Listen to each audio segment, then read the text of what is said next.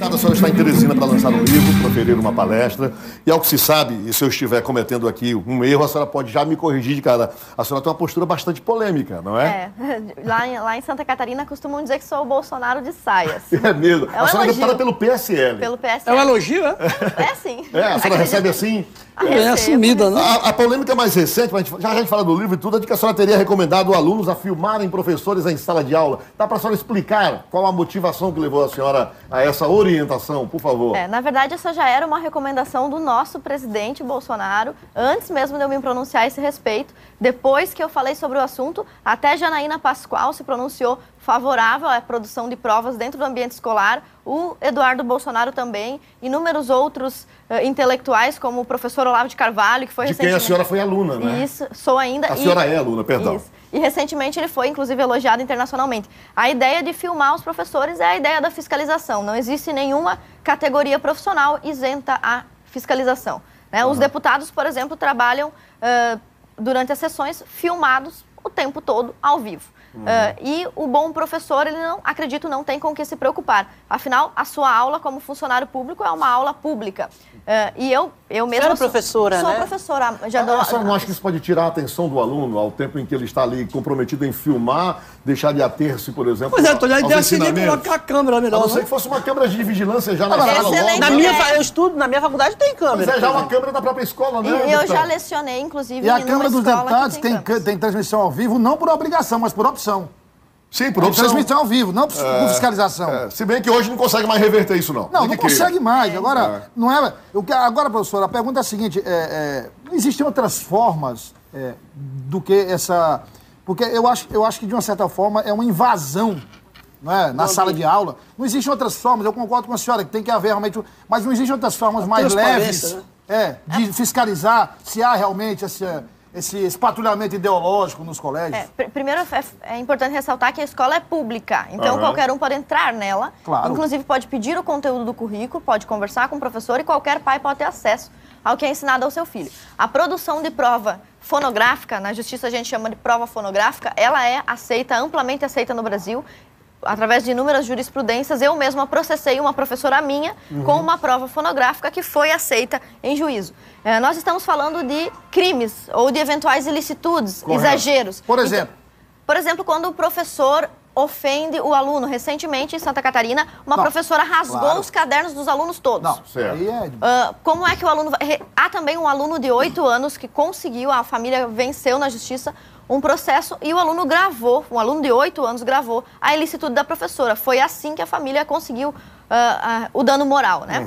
Sem a gravação, não há como provar, certo? Correto. E todo cidadão... Então a senhora está falando no âmbito das agressões. Sim, no âmbito do... Não tem nenhuma relação com o patrulhamento ideológico, né?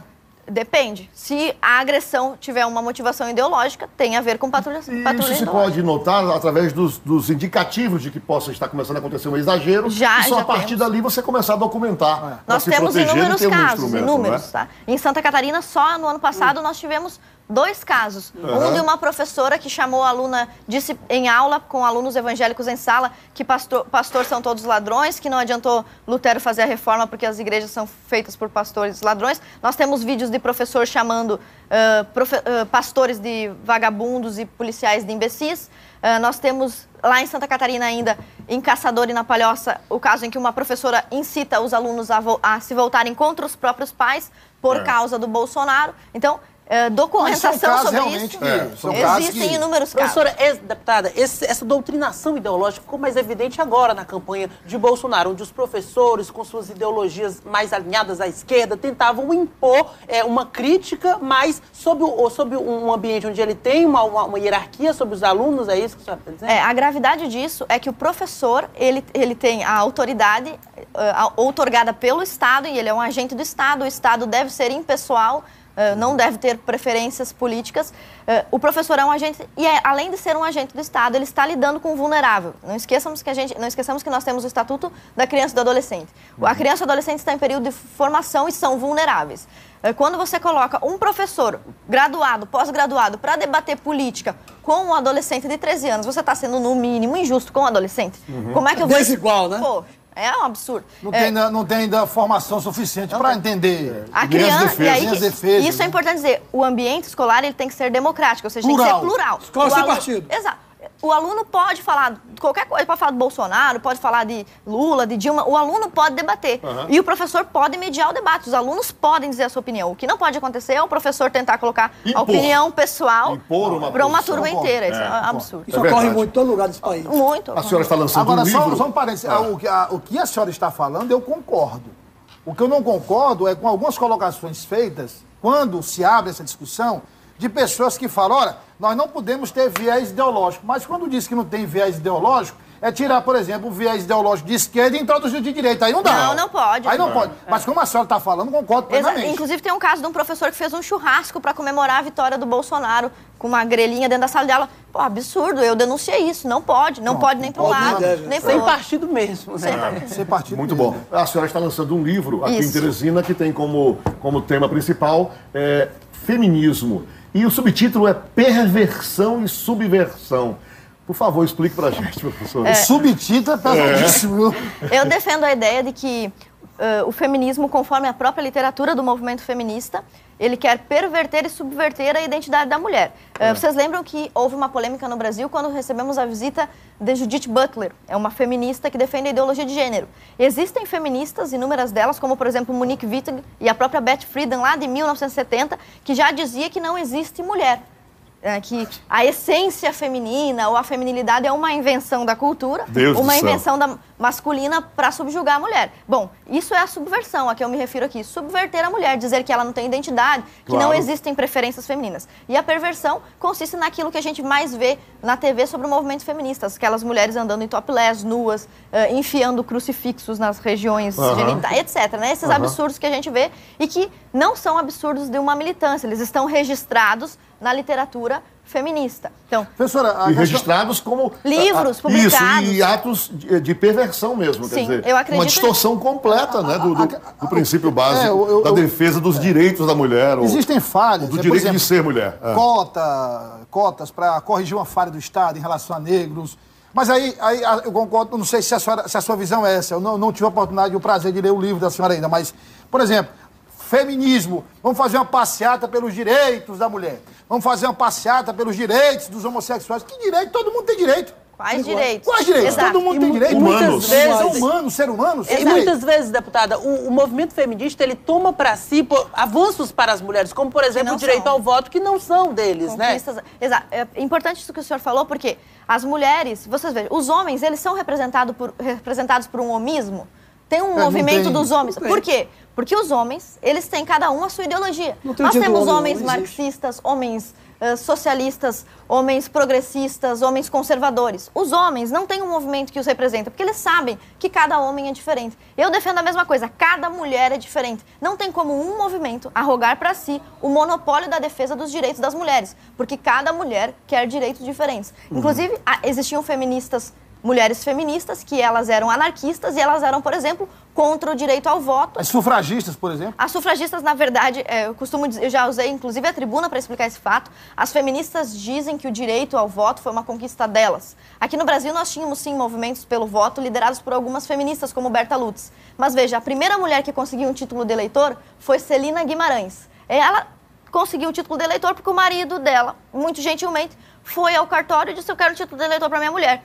Tá bom, vou fazer. E levou para casa. E aí ela foi entrevistada pelo movimento feminista, porque eles queriam que ela dissesse que aquilo era uma conquista dos direitos da mulher. E ela disse: eu não devo nada a vocês. O meu título de eleitor eu devo exclusivamente ao meu marido. Veja, Berta Lutz era a mulher que defendia o direito ao voto das mulheres aqui, nem conhecia Celina Guimarães. Celina Guimarães conseguiu o primeiro título de eleitor da América Latina através do seu esposo, que gentilmente lhe concedeu, e não através do movimento feminista, que nem a conhecia. Berta Lutz foi conhecer a Celina depois que ela já ficou famosa. Tem, inclusive, grandes nomes do feminismo aí, mulheres, que eram, inclusive, contra, na época, o próprio voto da mulher. Quer dizer, a maioria das conquistas, ninguém pode negar isso, a maioria das conquistas das mulheres, a maioria foi concedida pelos homens. Sim, todas. Todas. Por exemplo, a Simone de Beauvoir, quando você pergunta... Foi longe o Douglas, hein? Isso aí. Longe, rapaz. A Simone de Beauvoir, quando você perguntava, ela era a favor do voto da mulher, sim, do ponto de vista ideológico. Mas ela disse que a mulher, à época, ainda não estava preparada para votar, em função da submissão. Aí ela deu uma frase histórica, por exemplo. Quando diziam, Simone, o que é que você acha quando se a mulher pudesse votar? Ela disse, votaria em quem o padre mandasse. Em que o padre mandasse.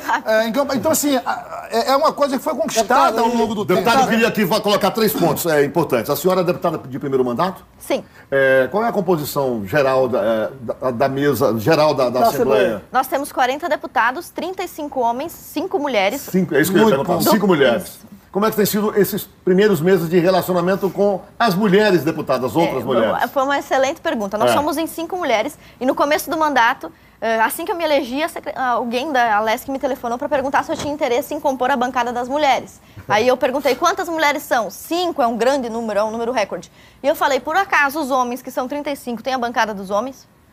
Não, mas por quê? Veja, porque os homens não têm um interesse só. Então quer dizer que eu, porque sou mulher, tenho que ter um interesse comum com as outras 4. E isso realmente não aconteceu. Eu faço parte hoje da bancada da mulher, com muito atrito, e as outras 4 mulheres são mais progressistas e eu sou conservadora. Quem ligou não leu o seu livro, né? Não, e aí, exatamente, nós fizemos uma homenagem para as mulheres, por exemplo, e eu fui falar nos meus 3 minutos de discurso e durante a minha fala, um outro grupo de mulheres feministas gritava, mentirosa, vergonha, estúpida. Então, veja, o feminismo não é um movimento que defende o lugar de fala da mulher. Não é? Eu sou uma deputada, estou no meu lugar de fala, a tribuna. E o movimento não deixaram falar. Pois então, é isso que eu digo. Esse movimento, o feminismo, ele não representa todas as mulheres. E as mulheres, elas têm que ter a liberdade de dizer que não querem. O seu partido, o PSL, vem sendo acusado de ter usado mulheres como laranjas, Brasil afora. O seu caso não é um desses. Está bem fora disso. E é bom esse assunto, porque veja... Como é que a senhora analisa essa postura do partido e essa situação de mulheres, porque tem uma cota estabelecida, um percentual que tem que ser ocupado, e mulheres lá servindo a esses interesses, não só do PSL, é bom que se diga isso, dos demais partidos usam também desse expediente. Toda corrupção é extremamente condenável. Isso. Agora, essa questão dos laranjas, como é que ela se construiu? Primeiro, as mulheres não têm, em essência, interesse por política. Elas não têm. Se eu fosse um homem dizendo isso, eles estariam dizendo que eu estou dizendo que mulher não deve participar. Mas eu sou mulher, sou deputada, recebi 35 mil votos e estou dizendo, as mulheres, no geral, não se interessam por política. Os senhores podem pensar nas suas avós, tias, mães. Ok. Então, as mulheres, não há nenhuma lei que proíbe o ingresso de mulheres em partidos. Elas podem entrar. Elas podem ser 80% do partido, 100%, quantas elas quiserem. Elas sempre puderam. Elas só não participavam porque não queriam. Aí, o movimento feminista, veja bem, ele entende que as mulheres precisam de incentivo para fazer coisas pelas quais elas não têm interesse. Aí eles criam a cota do 30%. Essa cota, ela não é 30% de mulheres, 30% é o mínimo que tem que ter um gênero. Então, um gênero, não é mulher, é um gênero. Pode ser um partido com 70% pode ser homem, pode ser mulher. Exato. Então, eu preciso que tenha, para cada 7 homens, 3 mulheres. Isso o partido não consegue. E eu estou falando do PSL, que é o partido que mais elege mulheres. Nós temos um grande número de mulheres engajadas, porque somos um partido engajado. Temos muitas mulheres, mas mesmo no nosso partido, é difícil encontrar uma mulher que queira se candidatar. Então, veja, quem foi que criou o problema do laranja? Foi o movimento feminista ao dizer que o partido tem que receber um mínimo de mulheres, mesmo que elas não queiram. Aí o que a gente tem que fazer, como partido? Convidar mulheres que não querem se candidatar, que não estão interessadas. Além disso, é muito contundente e impactante uma mulher dizendo isso. Uma mulher qualificada, preparada, como a senhora é bom que se diga, mas dizendo isso, porque senão vai se dizer que é machismo, que é não sei o quê. Então é muito importante. Ela para dizer não, isso. olha, a senhora talvez tenha essas informações, mas no Nordeste brasileiro, principalmente, o que nós vemos aí de maridos que ficam impedidos pela lei de serem candidatos, aí pega uma mulher à força e você vai ser candidato, entendeu? Aí bota a mulher lá e quem fica mandando é ele, ela diz assim, eu tô aqui obrigada, não quero estar aqui nesse negócio, eu queria estar fazendo era outra coisa, mas não, você vai pra política, você vai ser candidato, entendeu? Aqui, deputado, aqui no Piauí, tem mulher que foi eleita porque o marido não podia ser candidato. Isso. E ela, por causa dele, ficou inelegível. Porque quem mandava era ele. Ele meteu a mão na prefeitura e ela ficou... Não, ele rouba, depois fica impedido, depois bota a mulher e inviabiliza a mulher, mas entendeu? Não tem nada mais exemplar do que isso, do que o próprio presidente Lula ter colocado a Dilma lá. Que é a sucessora dele, que não tinha absolutamente nenhuma competência. É verdade, isso é fato, ninguém pode negar. E você veja, o primeiro fato, então, é que o movimento feminista nega as nossas tendências. Os homens têm tendência a gostar de futebol, mas deixa eles gostarem. As mulheres têm tendência a, quando abre o YouTube, elas não querem ver vídeo do Mão Santa discursando. Elas Deputada, querem ver o jornalismo hoje está quase que majoritariamente feminino. As mulheres gostam do jornalismo. Claro. Você observa repórteres, apresentadoras, produtos. Elas gostam, eles estão ocupando um espaço maravilhoso. Né? Porque querem. A senhora... Como é que a senhora analisa o Dia da Mulher? Dia da Mulher. Dia Internacional da Mulher. O Dia Internacional da Mulher foi proposto também por mulheres socialistas. Se não me engano, o nome da mulher é Clara Zetkin. Ela fazia encontros de mulheres socialistas na Alemanha. É uma data comemorativa, na minha opinião, é uma data marxista. Mulher não precisa de dia, porque homem também não precisa de dia. Aliás, a gente ouve as mulheres dizendo, tem orgulho de ser mulher. É porque você tem culpa disso? Você tem mérito por isso? Alguém escolheu o seu sexo? Não existe orgulho de ser branco, orgulho de ser negro, orgulho de ser mulher, orgulho de ser homem, porque nós nascemos, é uma condição que não escolhemos. Então, geralmente, toda vez que uma mulher vai falar, ela diz, eu estou aqui, e ela sempre frisa isso como mulher. Isso é completamente irrelevante. O que importa é o que cada indivíduo quer. E o movimento feminista não consegue entender isso. O livro, ela fala disso, o livro. Também fala sobre isso. Eu quero avançar e falar de Olavo de Carvalho. A senhora é aluna dele e ele tem tido uma influência no governo e teve um recente atrito entre o Ministério da Educação, algumas pessoas indicadas por ele foram tiradas do governo. Como é que a senhora viu tudo isso? Ele brigou até com o ministro que indicou ele, que foi indicado.